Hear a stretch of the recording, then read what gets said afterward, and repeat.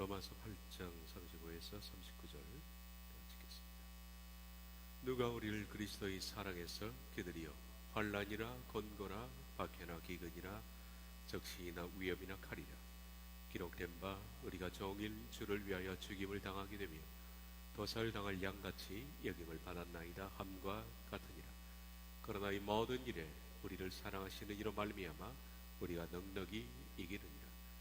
내가 확신하노니 사망이나 생명이나 천사들이나 권세자들이나 현재이나 장래이나 능력이나 높음이나 깊음이나 다른 어떤 피조물이라도 우리를 우리 주 그리스도 예수 안에 있는 하나님의 사랑에서 끊을 수 없으리라. 아멘.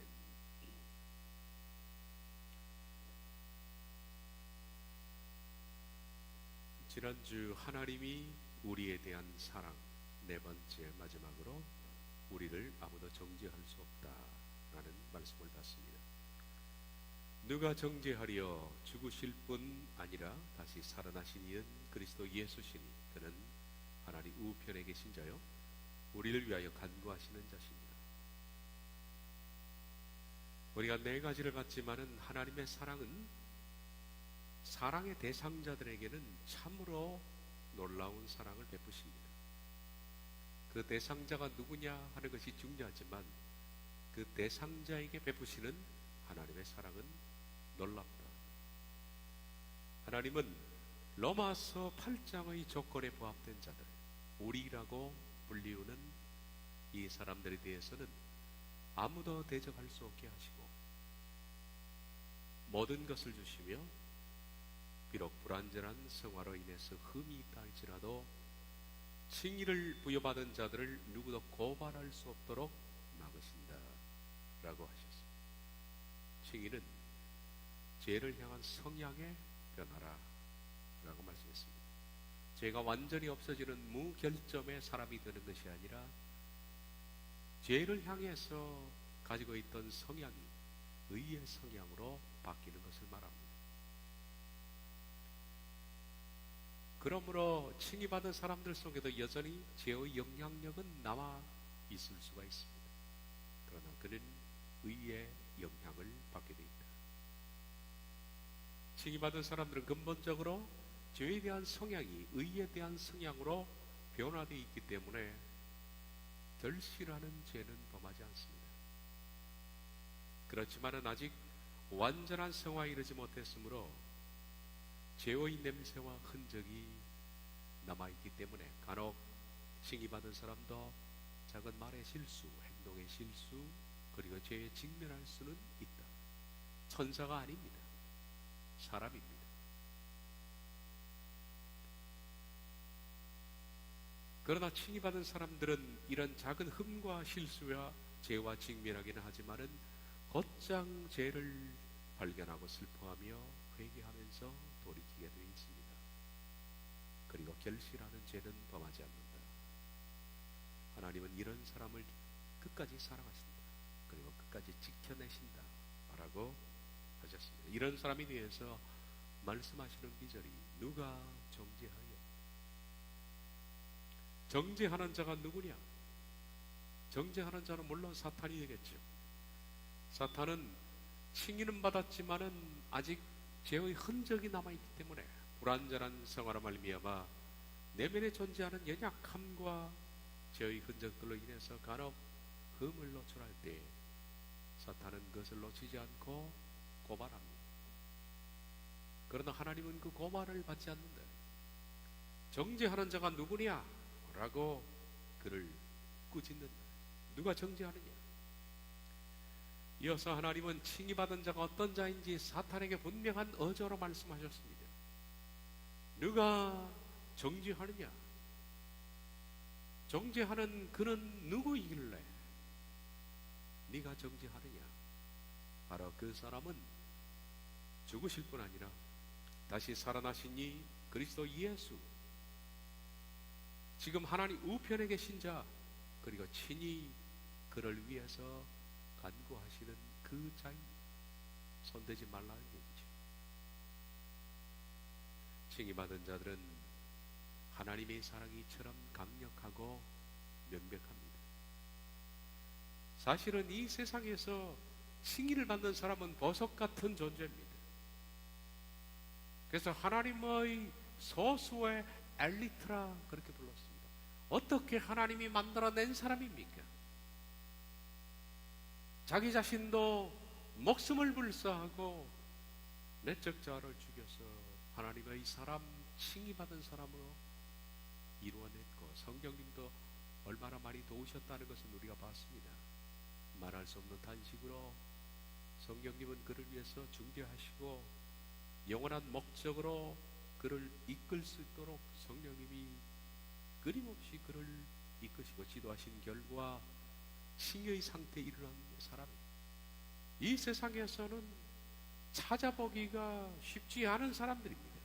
어떻게 이렇게 만들어낸 사람인데, 그리스도께서 그로 해서 구속을 집행하시고 수많은 교인들 가운데 좁은 문을 발견한 소수입니다. 게다가 좁은 문을 지나서 좁은 길을 통과한 소수인데, 그 길을 갖는 사람들 가운데서 많은 사람들이 그 길에서 돌이켰습니다. 수많은 이들이 좁은 길을 걷는 중에 배교하고 유혹에 넘어지고 죄의 얼무에 걸리고 허영시장에서 마음을 빼앗기고 두려움과 협박에 회유당하고 나태함과 태만을 만나 침몰하고 의심을 만나 진리를 잃게 됩니다.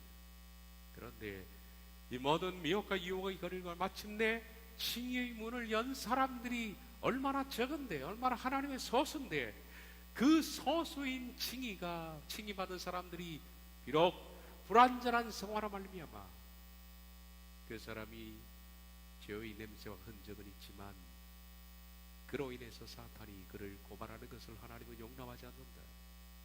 하나님이 화를 내시는 겁니다. 그가 누구인데 네가 누구를 고발하느냐? 그만큼 하나님이 아끼신다는 얘기입니다. 그 하나님의 소수에 대해 감히 사탄이 정죄하는 것을 하나님은 참지 못한다 라고 말씀드렸습니다.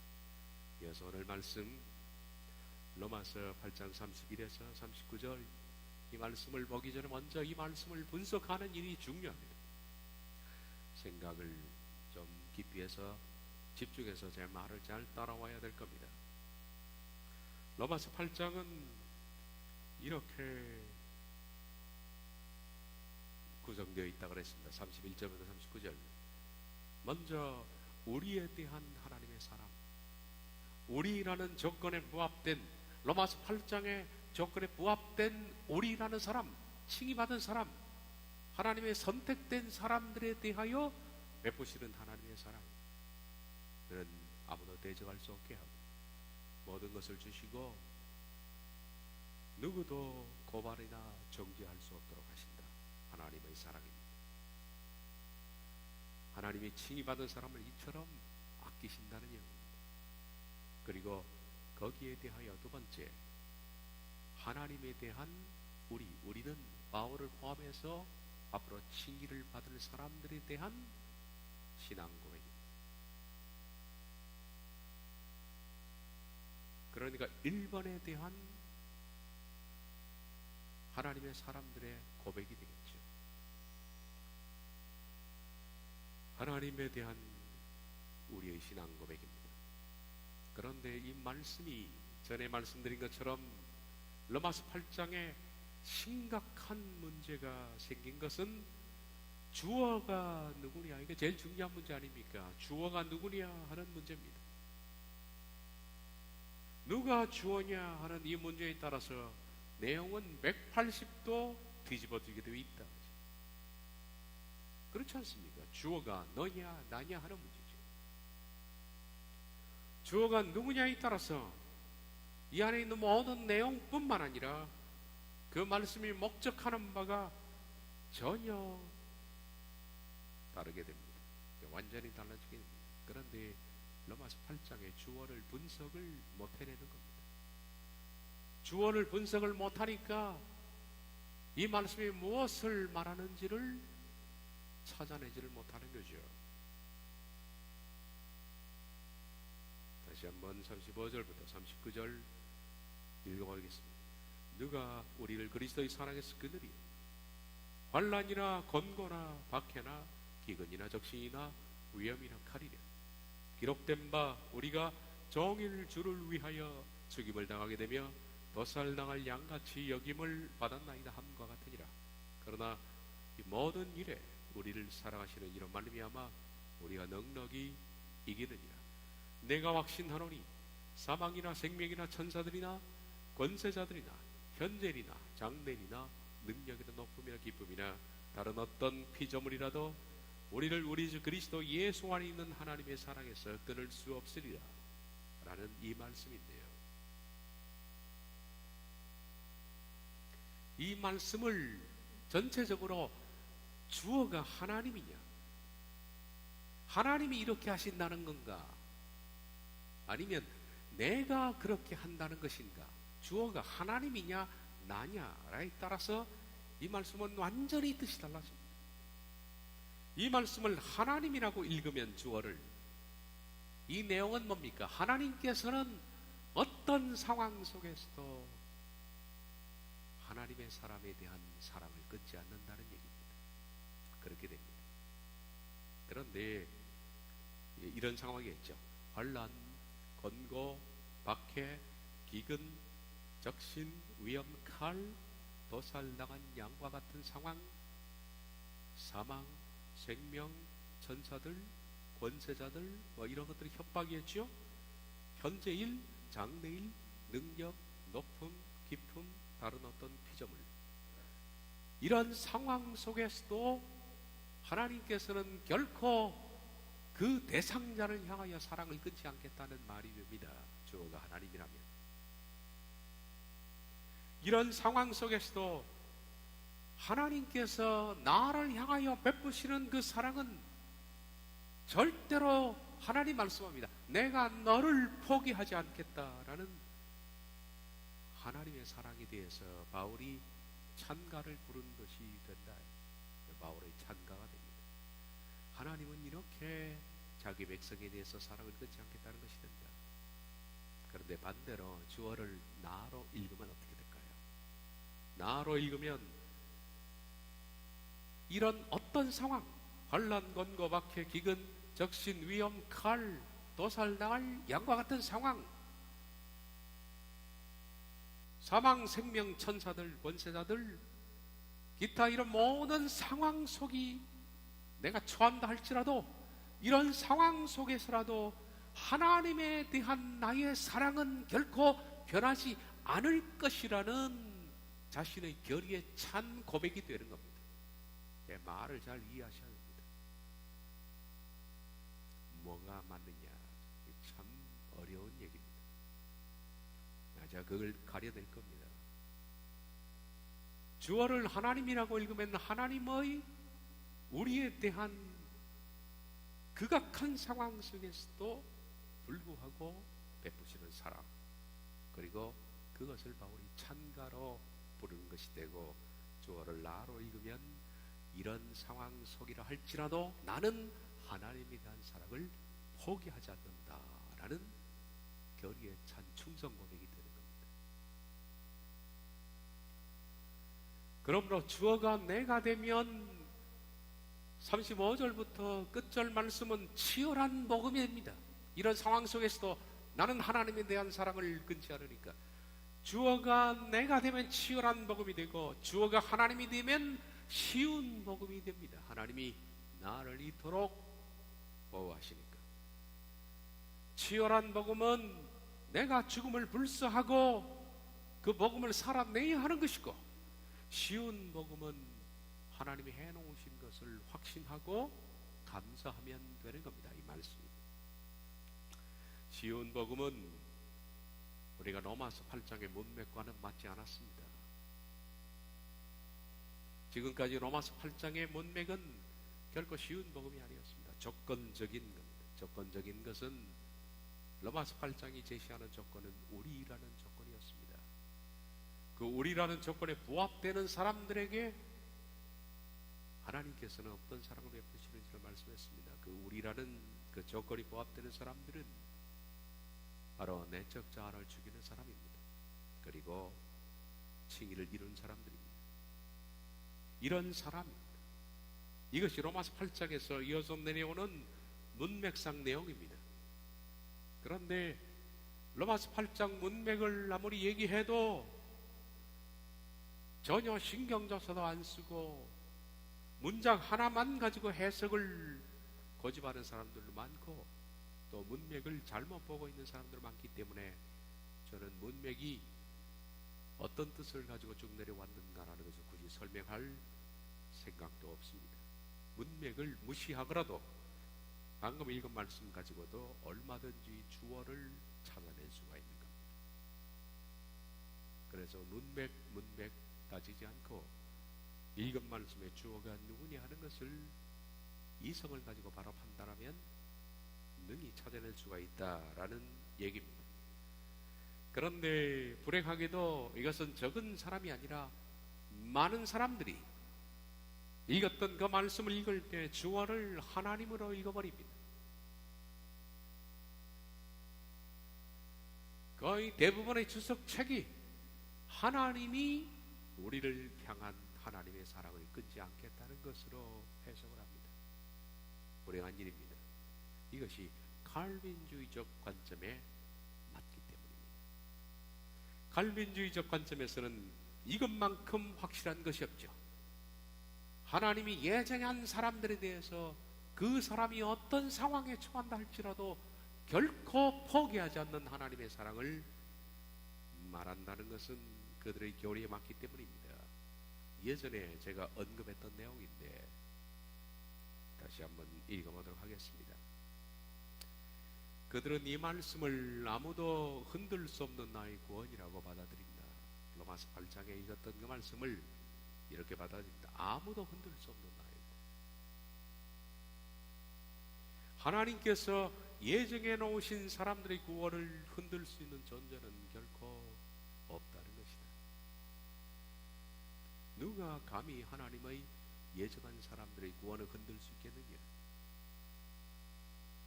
그래서 로마서 8장 31에서 39절은 그 점을 말하는 것이며 따라서 모든 그리스도인들은 하나님께서 우리를 이처럼 확고하게 사랑하신다는 것을 아무도 우리의 구원을 흔들 수 없다는 것에 대해서 확신을 가져야 한다.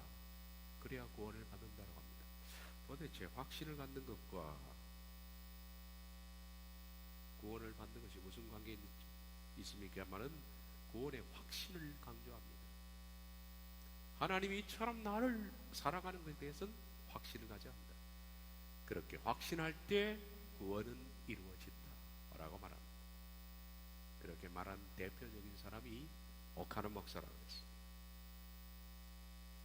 로마서 8장 31에서 39절을 근거로 한 구원의 확신 사상은 오카노 목사에 의해서 대중화되었습니다. 바로 제자훈련이라는 교재를 통해서 대중화됐다. 이 책에서 그는 이렇게 말했다 그랬습니다. 아무도 흔들 수 없는 나의 구원 중에 있는 내용입니다. 우리가 알다시피 구원은 믿음으로 값없이 받는 선물입니다. 구원을 받고 안 받고는 세상에 있을 동안에는 표시가 나지 않습니다. 여러분, 이 표시가 왜 안 날까요? 그렇습니다. 그들은 예정을 말하기 때문에 구원받은 사람이나 구원받지 않는 사람이나 세상에서는 표시가 안 난답니다. 아니요, 표시 나야 합니다. 구원받은 사람은 이미 하나님의 사람인 것이 이 세상 사는 동안에 증명되어야 합니다. 이것이 예정론의 치명적인 성화의 오류입니다. 그러나 내세에서는 한 사람이 운명을 행복과 불행으로 축복과 저주로 생명과 죽음으로 갈라놓는 심각한 문제가 됩니다. 감사하게도 저는 하나님의 은혜로 값없이 구원을 얻었습니다. 이제는 저를 정죄할 자가 아무도 없습니다. 하나님의 손에서 끊어놓을 자도 없고 하나님의 사랑에서 빼앗을 자도 없습니다. 얼마나 감격스럽습니까? 말씀드린 것처럼 이것을 주어를 하나님이라고 읽으면 그렇게 됩니다. 영어하는 것이 확신 그리고 감사, 감격 끝입니다.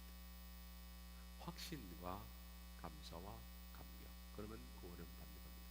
여러분, 구원이 확신과 감사로 받는 겁니까? 그러나 이것을 주어를 나로 읽으면 내가 성령님의 도움으로 이루어야 할 치열한 복음이 되는 겁니다. 충성 고백이 된다는 거죠. 이렇게 달라질 수가 있을까? 저도 바울처럼 기뻐합니다. 우리는 바울을 통해 배워야 합니다. 바울만큼 구원의 확신이 강하고 구원받았다는 사실 때문에 감격하는 사람도 없습니다. 주님이 저에게 물으십니다. 억목사, 너는 구원의 확신이 있는가? 예, 주님이 있습니다. 너 구원받은 것이 굉장히 기쁘지? 감격스럽지? 예, 감격하고 기뻐합니다.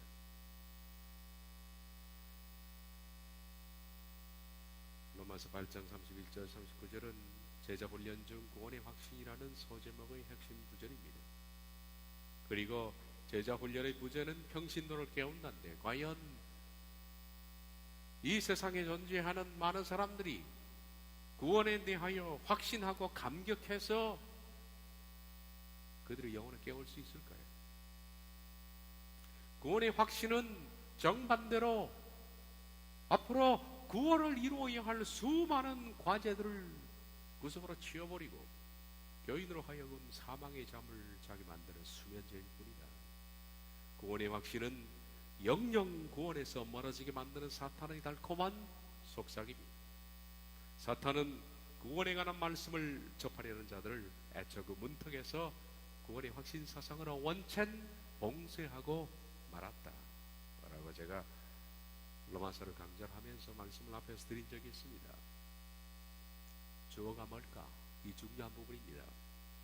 많은 사람들이 이 부분을 주어를 하나님으로 했습니다. 주어가 하나님이라면 이 모든 내용은 하나님의 일방적이고 특별한 사랑이든 아무것도 하지 않아도 베풀어 주시고 포기하지 않는 감격스러운 하나님의 사랑에 대한 찬가가 되는 겁니다.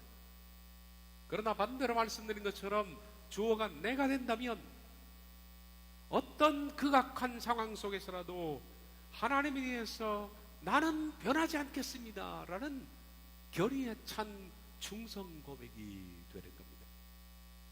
상황이 다르죠. 전자는 쉬운 복음이고 후자는 치열한 복음입니다. 전자의 목적은 확신과 감사입니다. 후자는 충성심이 목적입니다. 전자는 사람을 안락의 침상으로 인도하고 후자는 전쟁터로 데리고 가는 겁니다. 주어가 뭐냐에 따라서 침상으로 가느냐 전쟁터로 가느냐가 결정되는 거예요. 전자는 머리와 가슴으로 증명되는 문제고 후자는 삶으로 증명되는 문제다. 이처럼 주어의 차이에 따라서 서로 공존할 수 없는, 그리고 그 과정과 끝이 있다는 길을 걷게 됩니다.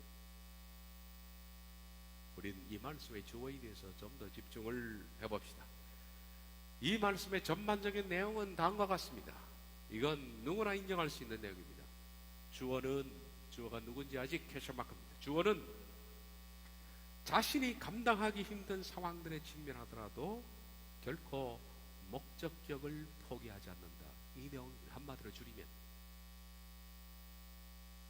주어는 환난, 기근, 적신, 위험, 칼, 도살당한 양, 천사들, 권세자들, 높음, 기쁨, 능력, 이런 모든 극악한 상황 속에 직면하더라도 주어는 그 대상 목적격을 결코 포기하지 않는다라는 것이 내용이죠. 내용은 그렇습니다. 먼저 그러면 주어를 하나님으로 한번 적용시키고 목적격을 나로 믿는 사람으로 적용시켜 봅시다. 하나님은 하나님이 감당하기 힘든 상황들에 직면하더라도 결코 믿는 나를 포기하지 않는다라는 내용이 이 말씀의 뼈대라 라고 한다면, 그렇게 보고 이 말씀을 다시 읽어보면 진짜 불경스러운 일들이 나야 됩니다. 고개를 저을 일들이 나야 된다. 결코 하나님에게 사용할 수 없는 불경스러운 용어들이 줄이어서 나오는 것을 여러분이 목격할 겁니다. 자, 로마서 8장 35절 상반절에 이렇게 시작됩니다. 누가 우리를 그리스도의 사랑에서 끊으리요? 누가 우리를 그리스도의 사랑에서 끊으리요? 만약 하나님께서 우리에 대한 그리스도의 사랑을 끊지 않겠다는 말이 된다면, 내가 끊는 것이 아니라 하나님이 나에 대해서 사랑을 포기하지 않는다라는 말이 된다면, 다음에 나오는 기타 내용들은 도대체 어떻게 이해할 수 있을까?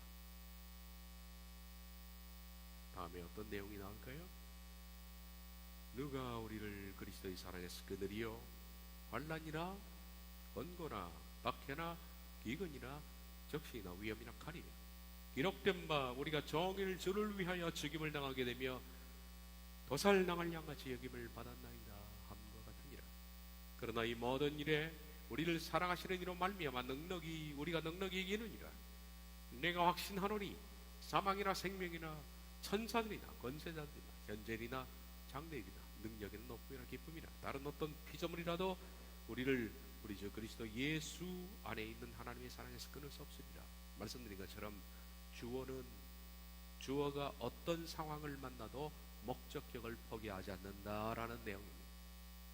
그 주어가 하나님이면 하나님은 어떤 상황을 만나더라도 믿는 자를 포기하지 않는다라는 얘기입니다. 그 상황이 뭐냐 이겁니다. 환난, 권고, 박해, 기근, 적신, 위험, 칼, 도살당할 양과 같은 상황, 사망, 생명, 천사들, 권세자들, 현재일, 장래일, 능력, 높음, 깊음, 다른 어떤 피조물, 주어가 이런 상황을 만나도 목적격을 포기하지 않는다가 되는 겁니다. 그러면 이와 같은 상황은 주어가 겪을 수밖에 없는 상황입니다. 그런 상황임에도 불구하고 주어는 목적격을 결코 사랑에서 끊지 않는다라는 결의인데, 그렇다면 이런 상황을 주어가 만나더라도 너희에 대한 사랑을 포기하지 않겠다라는 것이 본문장이라고 했죠. 나는 내가 이런 상황을 만나도 당신을 절대로 놓지 않아. 나는 내가 극악한 상황을 만나도 절대 너를 포기하지 않나. 이 내용입니다. 이것이. 이건 사랑의 고백입니다. 한마디로 말해서. 하나님일까요? 하나님은 이렇게 말씀해요. 나는 이런 상황을 만나도 절대 너를 포기하지 않아. 이렇게 칼빈주의자는 읽어버리잖아요. 자, 그렇다면 하나님께서 이런 상황을 만날 수 있다는 얘기입니까?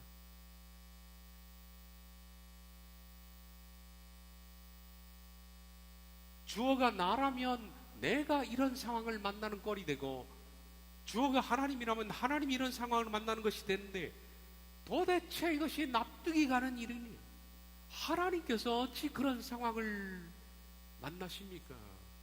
하나님이 우리입니까? 하나님이 나약한 인간입니까? 어찌 하나님이 이런 상황을 겪을 수 있다라고 생각합니까?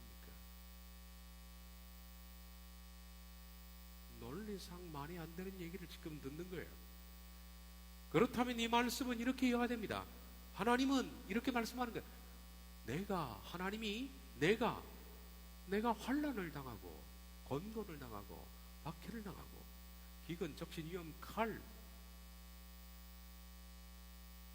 도살당할 양 같은 상황, 사망, 생명, 천사들, 권세자들, 장래일, 능력, 기쁨, 높음, 어떤 피조물의 협박을 당한다 하더라도 믿는 너희를 포기하지 않아. 말이 되는 얘기냐는 거예요. 이게 말이 되는 논리입니까? 이게 이런 상황에 처한날지라도 하나님 말씀합니다. 너를 그리스도의 사랑에서 내가 끊지 않겠다. 이 말씀의 내용은 이런 상황들을 주어가 겪기에 너무 힘든 상황임에도 불구하고 포기하지 않겠다는 말인데, 과연 하나님을 환난, 권고, 박해, 기근, 적신, 위험, 칼로 몰아 넣을 수 있는 누가 그렇게 만든다는 거예요. 하나님은 대체 전능자를 환난을 가하고 권고하게 만들고 전능자를 박해하는 존재가 누구냐는 거예요. 전능자를 기근, 굶주리게 만든다. 적신, 전능자의 모든 몸의 옷을 다 벗겨버리고 벌거벗게 만든다. 전능자를 위험하게 만든다. 도살당할 양같이 사망으로 협박을 합니까? 전능자를 천사들로 협박을 한다고? 대체 무슨 얘기를 하는 건지 나는 모르겠어요. 이건 가만히 생각하면 여러분 논리가 너무 맞지 않다는 얘기를 대본에 캐치할 수 있습니다. 대체 전능자를 이런 힘든 상황으로 몰아넣을 자가 누구냐? 온 우주의 주권자이신 하나님을, 모든 것의 시작과 끝이신 분, 그런 분을 박해하고 굶주리게 하고 벌거벗기고 칼로 위협하고 사망과 생명으로 협박하고 게다가 천사들과 권세들을 동원해서 협박하고 위협한다고? 그래서 하나님께서 그런 위협과 협박과 극한 두려움 속에서도 나는 너를 그리스도 예수 안에서 포기하지 않아, 이렇게 고백하는 것으로 이 말씀을 이해한다는 말입니까? 이것이 이 말에 감동과 확신을 받는 사람들의 정체는 도대체 뭔지 모르겠다. 도대체 나는 그렇게 생각합니다. 신성모독이야. 신성모독입니다. 구원의 확신, 여기서 구원의 확신을 끌어내는 사람들은 신성모독을 하는 거예요. 하나님이 그럴 수 있다고. 하나님은 연약한 분이 아니십니다. 모독하는 겁니다. 대체 이 문장의 주어를 하나님으로 읽는 사람들은 사탄만이 하나님을 그런 상황으로 몰아넣을 수 있죠. 그렇다면 그런 상황으로 사탄만이 몰아넣는다는 말은 그런 뜻이 아니라 이원론적 관계 속에서 사탄이 그럴 수 있다는 얘기입니다. 이원론적. 이 세상에는 참신이 있고 거짓신이 있는데 서로 대립한다는 이원론. 이것을 믿는다는 것인가? 이원론을 믿는 사람은 사탄이 하나님을 대적한다라고 박해하고 대적하고 그렇게 이해될 수가 있겠다라고 생각합니다. 그렇다면 그 사람은 이원론을 믿는 것인가? 사탄에게 그런 능력이 있다고 충분히 말하고 싶은 것인가? 물론 그걸 믿는 사람은 없으리라고 저는 생각합니다. 그러나 주어를 하나님으로 해석하는 경우 문장의 내용을 뒤집어 읽는 우매함을 보라는 것은 고사하고 자신도 모르게 사탄이 하나님을 박해하고 벌거벗기고 굶주리게 만들고 그래서 연약한 하나님을 만들어서 하나님이 이렇게 말씀하는 게 그런 상황이라도 나는 너를 사랑하는 것을 포기하지 않아, 이렇게 만들고 싶어 하는 거예요. 자기도 모르게 이렇게 만드는 것이 그런 꼴이 되는 겁니다. 따라서 이것은 주어가 하나님이 될 수가 없는 거예요. 하나님이 될 수가 없는 겁니다. 이건 흔한, 쉽게 말하면 러브 스토리입니다. 흔한 러브 스토리. 사랑에 빠진 남자와 여자가 서로 고백하지 않습니까? 나는 결혼식장에서도 손들고 선서하는 것처럼 죽음이 와도 환난이 와도 병이 생겨도 우리가 굶주려도 신랑은 신부를 사랑하느냐? 예 하는 그거예요. 이 서약인데 이게 하나님에게 묻는 겁니다. 하나님이 스스로 이렇게 서약하십니까? 사람이라면 가능한데 하나님이 이렇게 서약할까요? 나는 누가 나를 벌거벗기고 나에게 박해를 하고 천사들이나 권사들이 나를 죽이려고 해도 너에 대한 사랑을 포기하지 않아. 이게 바른 고백이냐? 따라서 주어는 하나님이 아닙니다. 주어는 바로 내가입니다. 우리입니다. 우리가 이런 상황을 우린 만날 수 있어요. 이런 상황, 환난, 기근, 적신, 우리가 만나는 거예요. 이런 상황을 만나도 하나님에 대한 사랑을 우린 포기하지 않겠습니다라는 바울의 결의에 찬 고백입니다. 명백하죠? 이걸 해석을 못해 되니까 아무도 흔들 수 없는 나의 구원이라는 이런 얘기가 쏟아져 나오는 겁니다. 이 말씀은 하나님께서 우리에 대해서 하신 신앙 고백이 아니라 로마서 8장에 속한 자들이 하나님께 하는 신앙 고백입니다. 저는 어떤 상황 속에서도 하나님에 대해서 나는 포기하지 않습니다. 죽음이 와도 나는 차라리 죽을지언정 하나님에 대해서 전혀 흔들리지 않겠습니다 라는 고백입니다. 바울의 고백입니다. 로마서 8장에 속한 우리 어떤 사람이라고 그랬습니까? 그리스도 예수 안에 있으며 육신을 따르지 않고 성령님을 따릅니다. 성령님으로서 몸의 행실을 죽이며 성령님의 인도함을 받아 양자라는 확신을 받아가는 사람들, 상속자라는 사실로 고난을 기꺼이 받는 사람들에 의해서 성령님이 단식하시고 기도로 중재하는 바로 그 사람들, 우리 선택된 사람들. 33절에는 하나님의 택한 자들, 뽑아낸 사람들, 지상교회에 들어온 수많은 사람들, 청함받은 사람들 가운데에서 소수지만 내적자가 죽고 칭의를 받은 진짜 교회에 속한 사람들. 여러분, 우리 이 땅의 지상교회는 진정한 교회가 아닙니다. 교회가 되기 위해서 사투를 벌이는 지상교회입니다. 그러니까 제가 교회라고 쓸 때는 장차 이럴 교회를 말하는 것을 염두에 둬야 합니다. 이게 이해가 안 되니까 자꾸 들을 때 헷갈리는 거예요. 바로 그 사람들이 교회를 이룰 그리스도의 열매들입니다. 바로 그들로 인해서 시공을 넘어선 우주적 천상교회인 그리스도의 신부가 형성되는 겁니다. 그러나 그들은 칭의를 받았고 죄의 흔적은 있지만 아직 이 땅에 발을 딛고 사는 사람들인지라 그 연약한 칭의를 받은 사람들에게 이런 상황이 닥칠 수가 있습니다. 환난, 권고, 그들을 박해하고 그들이 굶주리고 옷을 벌거벗기고 위협을 가하고 칼로 목숨을 위험하며 도살당할 양과 같은 상황을 만나고 사망과 생명으로 왔다 갔다 하고 심지어는 천사들, 권세자들, 여기는 천사, 악한 천사가 되겠죠. 이 땅의 권세, 하늘의 권세, 현재일, 장래일, 능력, 높음, 깊음, 다른 어떤 피조물을 총동원해서 그런 칭의받은 사람들을 협박하고 급박하더라도 바울을 포함해서 우리들이 고백하는 겁니다. 이런 상황이 와도 하나님이 우리를 어떻게 사랑했는데, 우리를 어떻게 사랑해서 내가 이 상태까지 왔는데, 나는 이런 상황을 만나도 하나님에 대한 사랑을 절대로 끊지 않겠습니다 라는 충성 고백입니다.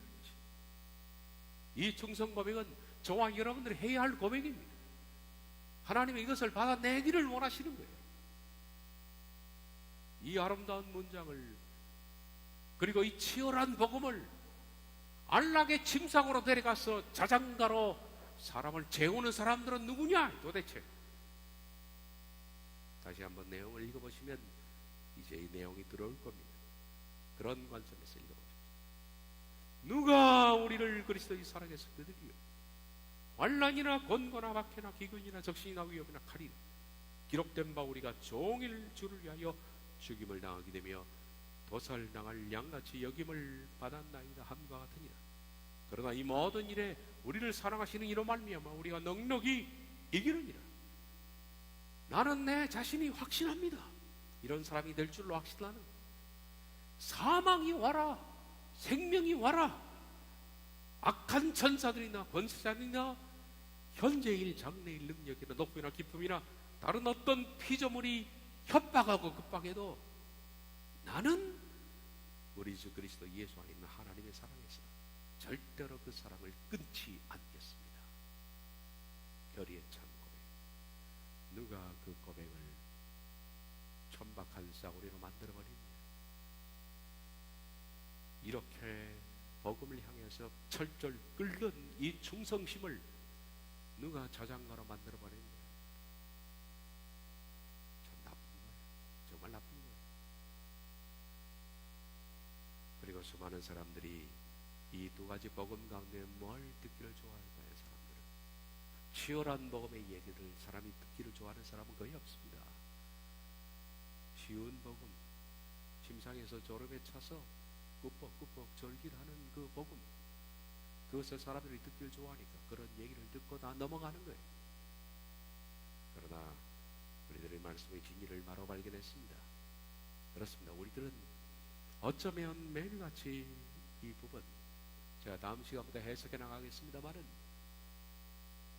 로마서 8장 35절부터 39절 나의 하나님에 대한 신앙 고백, 이것은 차라리 통째로 외우시고 주님 제가 이렇게 살겠습니다, 이렇게 충성을 맹세합니다, 이렇게 저는 변하지 않겠습니다 라는 고백을 매일같이 사도신경을 하지 않더라도 이걸 그냥 외우고 고백하고 또 고백하는 것이 바로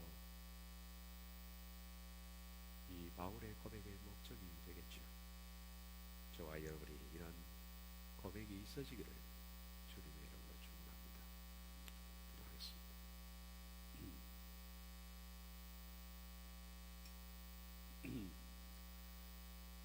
주님, 저는 그리스도의 사랑을 끊지 않겠습니다. 환난이야 권고나 박해나 기근이나 적신이나 위험이나 칼, 도살당할 양과 같은 상황, 그런 상황을 만난다 할지라도 저는 그리스도의 사랑을 끊지 않겠습니다. 주님, 저는 확신합니다. 사망과 생명과 천사들, 권세자들, 현재일 장래일 능력이나 높음이나 깊음이나 다른 어떤 피조물의 협박, 그리고 공포, 두려움을 만난다 할지라도 그리스도 예수 안에 있는 하나님의 사랑에서 저는 절대로 끊지 않고 변질하지 않겠습니다. 차라리 죽을지언정 주님, 이것이 저희들의 하나님에 대한 신앙 고백입니다. 받아주시옵소서. 예수님의 이름으로